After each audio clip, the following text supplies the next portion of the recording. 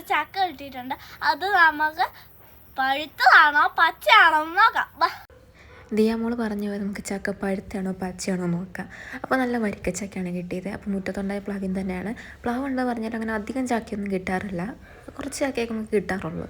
അപ്പോൾ ഇതെന്തായാലും വേവിക്കാനാണ് ഈ ചക്ക ഒരുക്കുന്നത്. അപ്പോൾ ഉമ്മായി നാണിയമ്മയും കൂടെ ആണ് ചക്ക ഒരുക്കുന്നത്. ഇതിൽ വെച്ചാൽ അപ്പോൾ ചക്ക ഇട്ടിട്ട് അങ്ങ് പോയി. അത് കഴിഞ്ഞിട്ട് ചക്കയൊക്കെ എല്ലാം അടർത്തി എടുത്തിട്ട് പിന്നെ ഞാൻ ഒരുക്കാൻ തുടങ്ങുകയാണ്. അപ്പോൾ പെണ്ണ് കുറച്ചൊക്കെ ഒരുക്കി കൊടുക്കും, പിന്നെ നാണിയമ്മ അരിയായിരുന്നു. പിന്നെ അതിനിടെ ഞാനും കൂടെ ഒരുക്കാൻ കയറിയിട്ടുണ്ട്. എനിക്ക് ചക്ക ഒരുക്കാൻ അരിയാനൊക്കെ ഭയങ്കര ഇഷ്ടമുള്ള പരിപാടിയാണ്. അങ്ങനെ ബോറടിക്കലൊന്നുമില്ല. ദിയാമോൾ പിന്നെ ചുമ്മാ കാണിക്കൽ മാത്രമേ ഉള്ളൂ, അവളങ്ങനെ ഒന്നും ചെയ്യത്തൊന്നുമില്ല.